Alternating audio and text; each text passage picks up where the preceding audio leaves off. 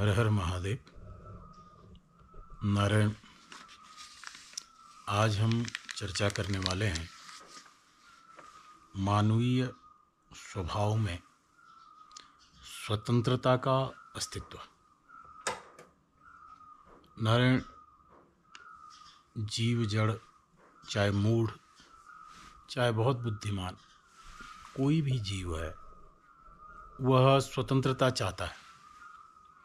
यह स्वतंत्रता उसके वैचारिक स्तर पे, शारीरिक बंधनों से मुक्ति की अवस्था में, रोग से मुक्ति, अज्ञान से मुक्ति और प्रतिबंधों से मुक्ति।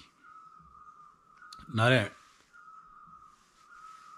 बहुत सारे ऐसे विकल्प हैं जहां हमें स्वतंत्रता चाहिए होती है, लेकिन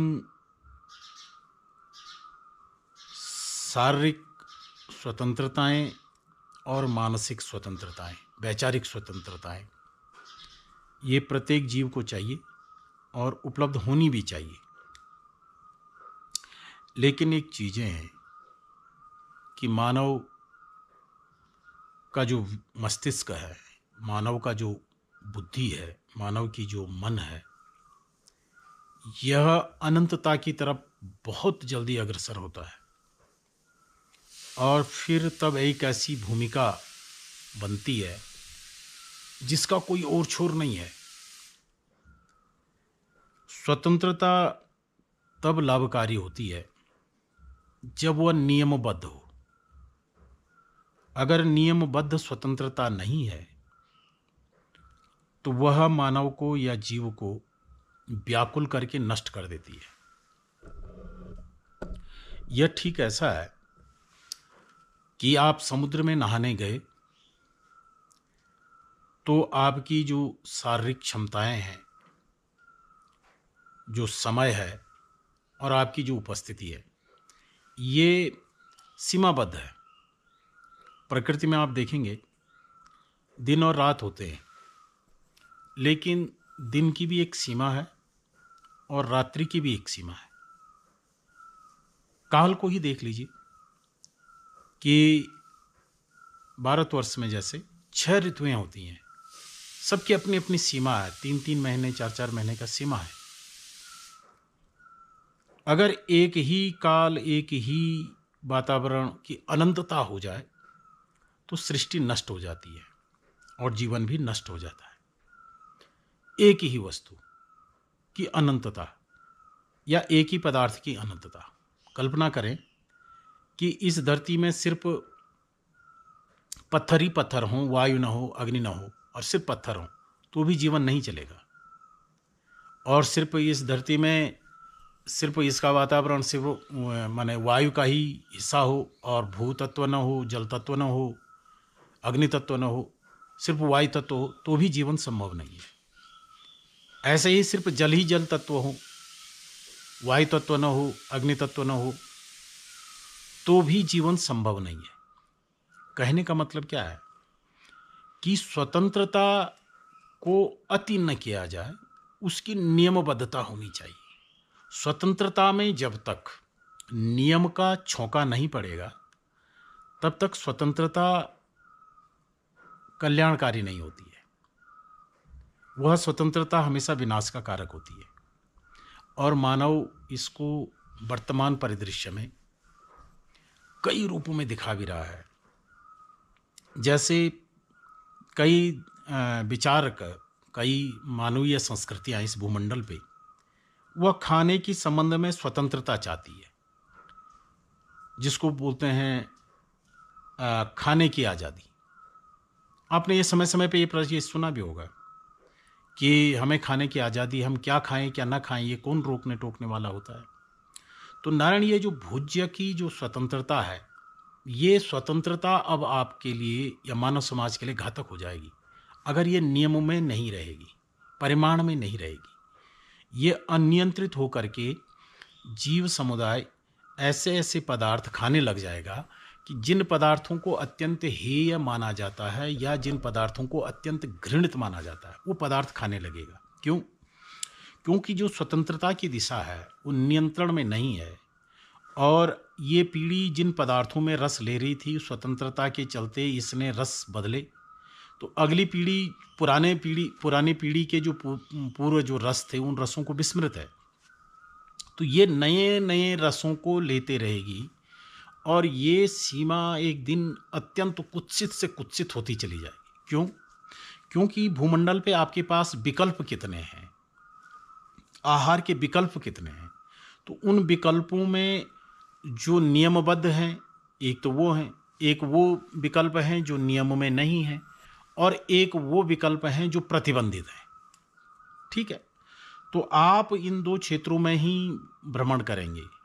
किन क्षेत्रों में? जो नियमबद्ध भोज्य हैं, और एक हैं जिनका अभी नियमबद्धन नहीं किया गया है, और एक प्रतिबंधित है। प्रतिबंधित भोज्य पदार्थ भी सृष्टि में है।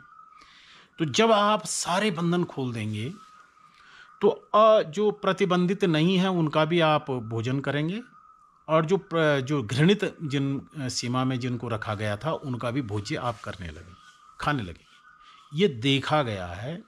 और कई देशों की जो संस्कृति है, उनके यहाँ जो भोजन की जो प्रक्रिया है, ये भोज्य प्रक्रिया अत्यंत विकृत अवस्था की तरफ जा रहा है। जैसे वर्तमान का समय है, एडवर्टाइज जा रहा है कि ये नई पीढ़ी है और इसको जो है 30 या 10 मिनट 10 सेकंड में जो है भोजन चाहिए।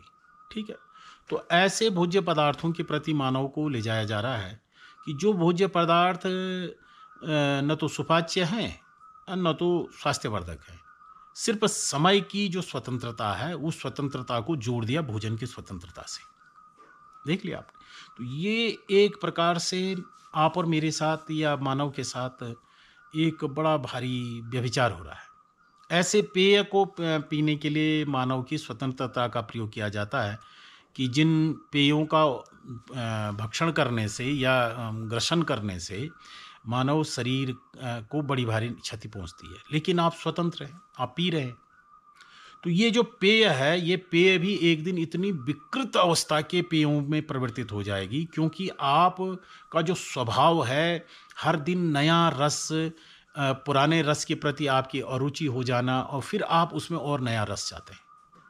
तो अगर आप नियमबद्ध हो जाते हैं तो आप कुछ पेयों को नियम के तहत पीने के लिए बाध्य रहेंगे। इससे क्या होगा कि जो अवांछित जो आपकी गति है, वो गति आपकी रुक जाएगी।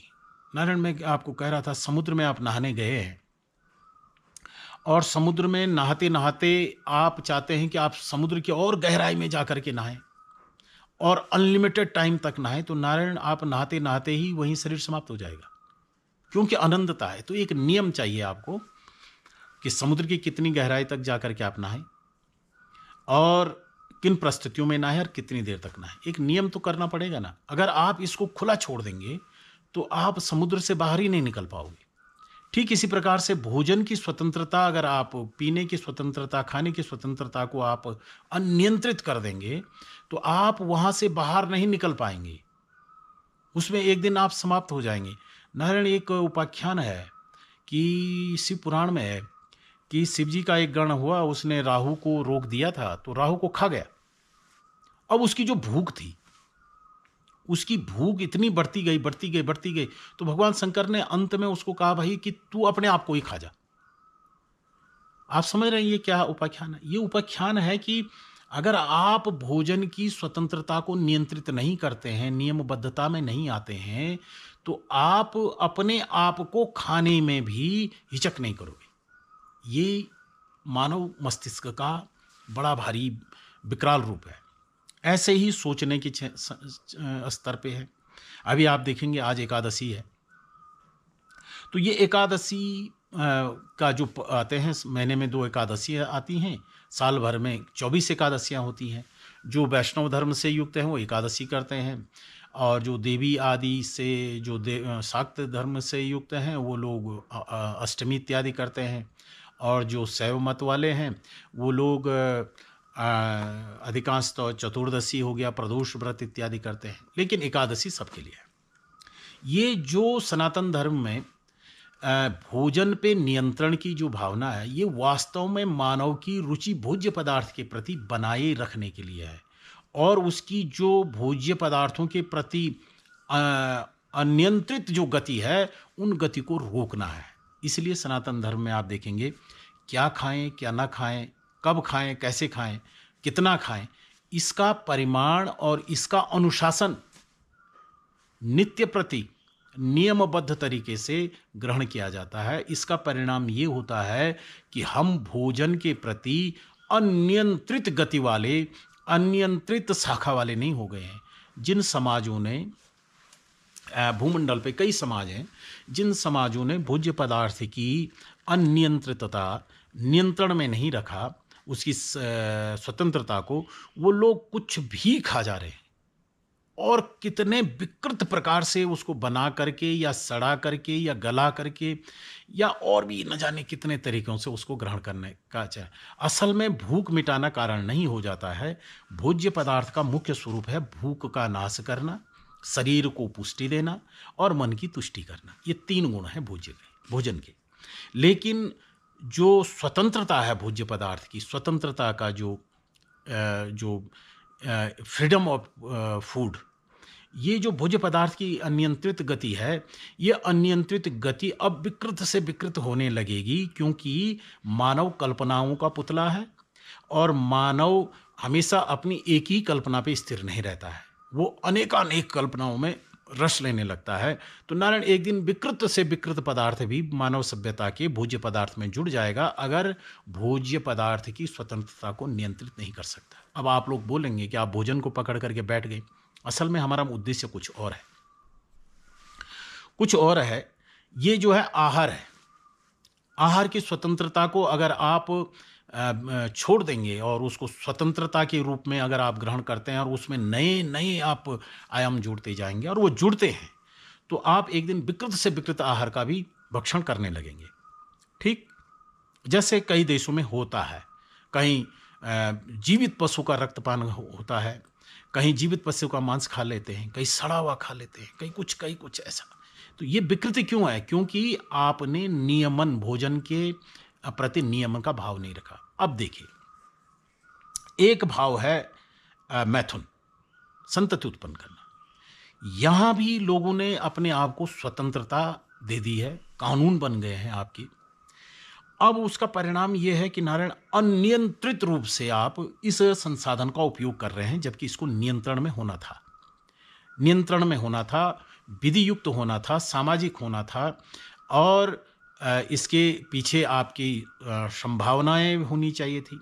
लेकिन नहीं, मानव ने इसको स्वतंत्रता का एक आयाम बना दिया। परिणाम क्या है नारायण, कि हम संतति उत्पन्न करने का जो माध्यम था, जो एक विधि थी, उस विधि में हम स्वतंत्र हो गए हैं और हमने स्वतंत्रता को नियमबद्ध नहीं रखा है, बल्कि कानूनों से जो नियम थे उन नियमों को तोड़ दिया है, भंग कर दिया है। उसका परिणाम क्या है नारायण? उसका परिणाम यह है कि हर तीसरे घर में एक व्यक्ति तलाकशुदा है और हर व्यक्ति विवाह के जो संबंध है, विवाह संबंधों को लेकर के भयभीत है। अब समाज में ऐसे लोगों की संख्या बढ़ गई है जिन लोगों की सैलरी का एक हिस्सा जो है मेंटेनेंस में कट रही है, और ऐसे लोगों की संख्या भी बढ़ गई है कि जो अपना जीवन मेंटेनेंस से काट रहे हैं। ये कल्चर बन गया। ये कैसी विकृति आई है? ये जो संतति उत्पन्न करने की जो सोसाइटी थी या जो ढांचा था पौराणिक या वैदिक ढांचा था, ये ढांचा था नियंत्रण पे, जिम्मेदारी पे ये ढांचा स्थापित था। आपने वो नियंत्रण खो दिया है और आप अब स्वतंत्रता के लिए उन्मुख हुए हैं। तो अब वो स्वतंत्रता हमारे समाज को एक ऐसा विकृत से विकृत स्वरूप दिखा रहा है नारायण। इसने और भी विकृत होना है, और भी विकृत होगा। जिन संप्रदायों में या जिन धार्मिक मतों में संतति उत्पन्न करने का जो संस्था है, उस संस्था को नियमबद्धता से तोड़ दिया गया, तो नारायण आप देखेंगे वो कब्रों में जाकर के दुराचार कर रहे हैं या पशुओं के साथ दुराचरण कर रहे हैं। क्या क्या स्थितियां हैं। ये सब क्यों है? क्योंकि आप स्वतंत्रता को आपने अनियंत्रित छोड़ दिया है और ये नियंत्रण, क्योंकि ये तो अनेक, जो कोई भी एक संसाधन है, उन संसाधनों का प्रयोग ये सृष्टि करोड़ों करोड़ों रूप से कर सकती है, इन्फिनिट संभावनाओं के साथ कर सकती है। और अगर आप इन्फिनिट संभावनाएं भोग के प्रति रखते हैं, तो आप क्या होंगे कि जो प्रचलित जो माध्यम था, जो जो प्रचलित तौर तरीका था, उसके प्रति आपके मन में घृणा उत्पन्न हो जाएगी। और वो घृणा आपको एक ऐसे विकृत मार्ग में ले जा देगी कि जहां आप देखेंगे कि समाज में ऐसे लोगों की संख्या बढ़ गई है कि जो अप्राकृतिक हो गए हैं, अप्राकृतिक माध्यम जो लोग अपना रहे हैं। ये सब क्यों हो रहा है? ये सब इसलिए हो रहा है कि आपने स्वतंत्रता को अनंतता में उन्मुक्त कर दिया, दीवारें खोल दी हैं सारी। उसका परिणाम क्या होगा कि आप अपने आप को नष्ट कर दोगे। जैसे समुद्र में जो स्नान कर रहा था अनंत काल के लिए, वो स्वयं को नष्ट कर देगा। इसी प्रकार से समाज, आप देखेंगे कि ये जो स्वतंत्रता है, वैवाहिक जीवन की जो स्वतंत्रता है, ये जो संस्था है, इस संस्था का जो आपने और समाज ने या कानूनों ने जो स्वतंत्रता इसमें दी, उस स्वतंत्रता का परिणाम ये हो गया कि मानव जिसने अपने लिए स्वतंत्रता के दरवाजे खोले थे, वही इसमें अत्यधिक गहन रूप से विकृत होता चला जाएगा। और ये हो रहा है, हो रहा है नारायण। अब मैं आपको बता रहा हूं कि हर तीसरे घर में एक तलाकशुदा व्यक्ति है, हर चौथे घर में एक व्यक्ति मेंटेनेंस लेकर के किसी को पाल रहा है, या हर के तीसरे घर में एक व्यक्ति ऐसा बैठा हुआ है कि जो मेंटेनेंस से अपना जीवन चला रहा है। ये क्या है? ये स्वतंत्रता का दुरुपयोग है, और मानव इस स्वतंत्रता को नियमबद्ध नहीं चाहता है। परिणाम क्या है कि आपकी सोसाइटी, हमारी सोसाइटी विकृत से विकृत संसाधनों से उस सुख की प्राप्ति करेगा जिस सुख को एक प्रतिबंध के रूप में, एक सीमा के रूप में, एक नियम के रूप में रखा गया था। ऋषि लोगों ने, यह सनातन जो वैदिक है, जो स्मृतियां हैं,